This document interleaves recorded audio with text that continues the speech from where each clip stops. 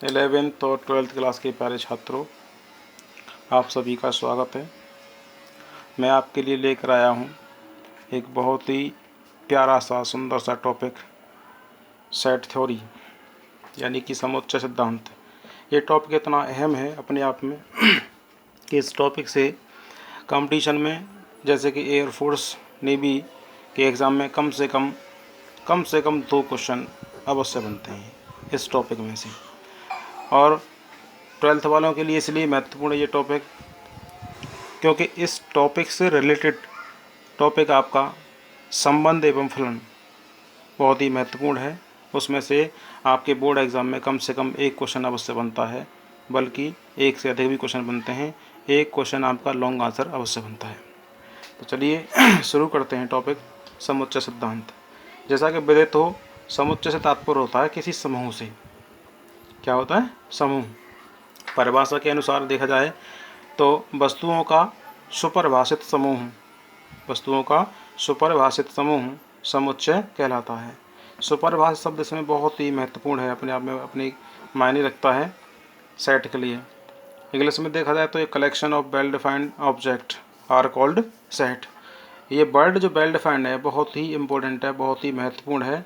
अगर ये well defined शब्द समझ में आ गया आपकी में, तो समझ लीजिए आपकी समझ में सेट आ गया। तो हम कोशिश करते हैं आपको वेल डिफाइंड शब्द का मायना, अर्थ समझाने की कोशिश करते हैं कि क्या है ये शब्द वेल डिफाइंड।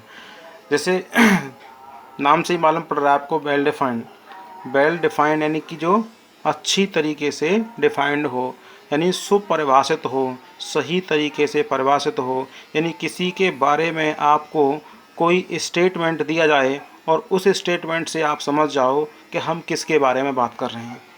ठीक है, अगर अच्छी तरीके से आपके माइंड में स्पष्ट हो रहा है कि हम किसकी बात कर रहे हैं, तो वो जो समूह है वो सेट होगा, अदरवाइज वो समूह सेट नहीं होगा। तो एक एग्जांपल देखते हैं। जैसे हम आपसे कहें कि आपकी कक्षा के होशियार छात्रों का समूह, बताइए आपकी कक्षा के होशियार छात्र कौन कौन से हैं? क्या आप एक समूह बना सकते हैं? कौन कौन से छात्र आपकी कक्षा में होशियार हैं, बताइए। पॉसिबल है? नहीं माय डियर स्टूडेंट, ये पॉसिबल नहीं है, क्योंकि होशियार छात्र, हमने आपको कोई फील्ड नहीं बताया किस क्षेत्र में होशियार। वो मैथमेटिक्स में होशियार हैं, या इंग्लिश में होशियार हैं, या वो फिजिक्स में होशियार हैं, या केमिस्ट्री में होशियार हैं। आपको हमने कोई विशेष फील्ड नहीं बताया है जिससे आप उसकी होशियारी का आकलन कर सकें कि वो छात्र किस विषय में होशियार हैं या वो किस क्षेत्र में होशियार हैं। इसलिए ये बात वेल डिफाइंड नहीं है, तो ये कोई सेट नहीं बनता है। ठीक है, 2-4 एग्जांपल लूँगा, उससे ये बात बिल्कुल आपके माइंड में स्पष्ट हो जाएगी कि वेल डिफाइंड होता क्या है। एक एग्जांपल और लेते हैं हम। जैसे आप ही कक्षा के उन होशियार छात्रों का समूह जिनके गत परीक्षा में यानी पिछली क्लास में 90% अंक आए हैं। बताइए, क्या ये वेल डिफाइंड है? बिल्कुल, ये वेल डिफाइंड है, क्योंकि हमने उन होशियार छात्रों का समूह लिया है जिनके पिछली कक्षा में 90% अंक आए हैं। अब कौन कौन वो छात्र हैं जिनके 90% अंक आए हैं, वो उनकी हम एक लिस्ट बना सकते हैं। तो ये बात वेल डिफाइंड है, इसलिए ये एक सेट बनता है। ठीक है, एक एग्जांपल और लेते हैं। आपके गांव या कस्बा के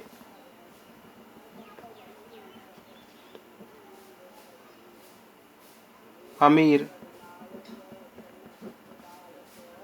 व्यक्तियों का समूह, अमीर व्यक्तियों का समूह, बताइए क्या सेट बनता है? क्या बात वेल डिफाइंड है? बताइए, अमीर व्यक्ति कौन कौन से आपके गांव के और कस्बे के कौन कौन अमीर व्यक्ति हैं भाई? नॉट वेल डिफाइंड, ये वेल डिफाइंड नहीं है बात। क्यों नहीं है भाई वेल डिफाइंड? क्योंकि किस अमीर की बात कर रहे हैं हम? जिनके पास खेत है, या जिनके पास ट्रैक्टर है, या जिनके पास अपना घर का मकान है, या इनके पास अपने 2 मकान हैं या 4 मकान हैं? क्या यहाँ पे कोई बात स्पष्ट हो पा रही है कि किस अमीर व्यक्ति की बात कर रहे हैं हम, कौन सी कैटेगरी की बात कर रहे हैं हम? ये बात वेल डिफाइंड नहीं है, इसलिए ये सेट नहीं बनता है। एग्जाम्पल और लिखते हैं। आपके गांव या कस्बा के उन अमीर व्यक्तियों का समूह जिनके परिवार की मासिक आय न्यूनतम 1 लाख रुपए है, 1 लाख रुपए है। भैया ये बात वेल डिफाइंड है। आपके कस्बे में या गांव में कौन कौन से ऐसे व्यक्ति हैं जिनकी कम से कम आय 1 लाख रुपया महीना है? भैया सेट बन जाएगा। बात वेल डिफाइंड है, ये बात वेल डिफाइंड है, इसलिए ये सेट बनता है। ठीक है, एक और लेते हैं एग्जांपल। आपके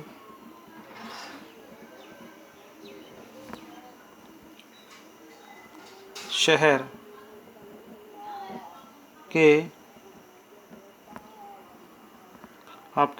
के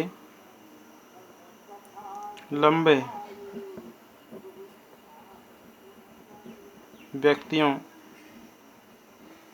व्यक्तियों का समूह। बताइए ये बात वेल डिफाइंड है? ये बात वेल डिफाइंड नहीं है, नॉट वेल डिफाइंड। भैया वेल डिफाइंड क्यों नहीं है? कौन कौन से लंबाई की हमने कितनी सीमा रखी है, ये बात यहाँ डिफाइन नहीं की गई है, इसलिए ये सेट नहीं बनता है। अगर हम ये कहें आपके शहर के उन लंबे व्यक्तियों का समूह जिनकी लंबाई 6.5 फुट यानी 6 फुट 6 इंच से ज़्यादा है, 6 फुट 6 इंच से ज़्यादा है। भाई ये बात वेल डिफाइंड है? Yes, this is well defined. ये बात वेल डिफाइंड है। क्यों है भाई? क्योंकि 6.5 फुट से अधिक लंबाई के कौन कौन व्यक्ति हैं उनकी लिस्ट बन सकती है, इसलिए ये सेट बनता है। एग्जाम्पल और ले लें। हमारे देश के सभी प्रसिद्ध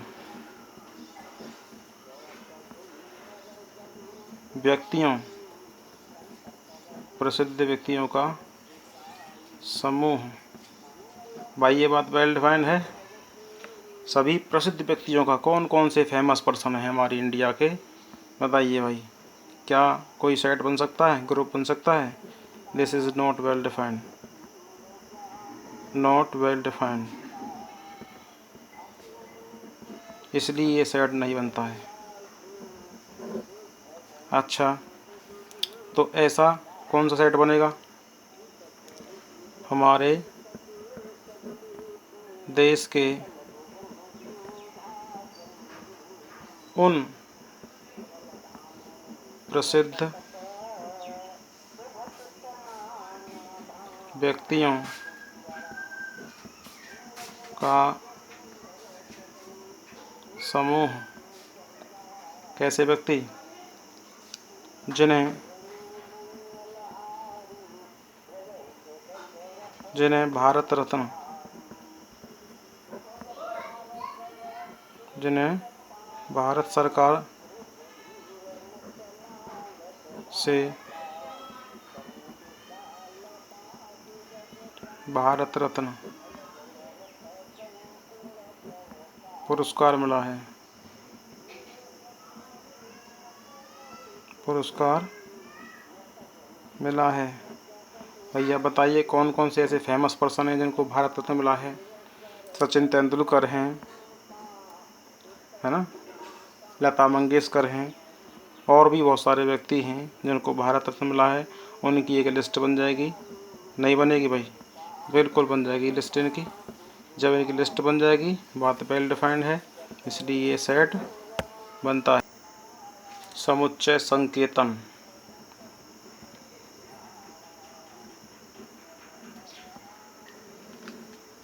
सेट नोटेशन। Set notation.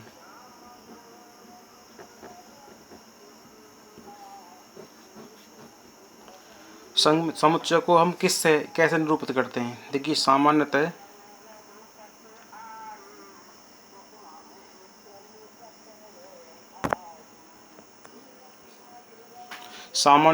समुच्चय को हम अंग्रेजी वर्णमाला के कैपिटल लेटर से डिनोट करते हैं।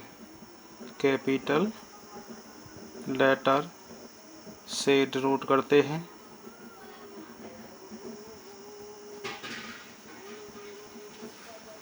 ठीक है।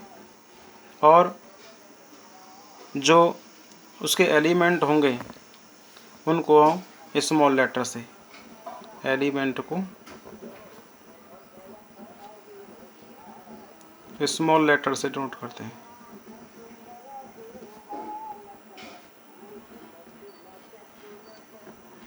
ठीक है। एग्जाम्पल के तौर पे जैसे हम कोई सेट ले लेते हैं, ए बराबर AEIOU। भाई ये क्या है? हमारा सेट है। ये किसके बराबर है? इसके बराबर है। जो मजला कोष्ठक के अंदर लिखा हुआ है ये पूरा सेट है। और जो ये AEIOU ये सब हैं, ये सब क्या हैं? इनके एलिमेंट हैं भाई। ये क्या है? ये एलिमेंट। एलिमेंट को हमेशा स्मॉल लेटर से और सेट को हम हमेशा कैपिटल लेटर से डिनोट करते हैं। ठीक है। तो ये रहा हमारा सेट नोटेशन। एक और देख लेते हैं। ए बराबर ALA, डबल ए नहीं आएगा भाई, BD ऐसे करके मान लीजिए कोई सेट है हमारे पास ये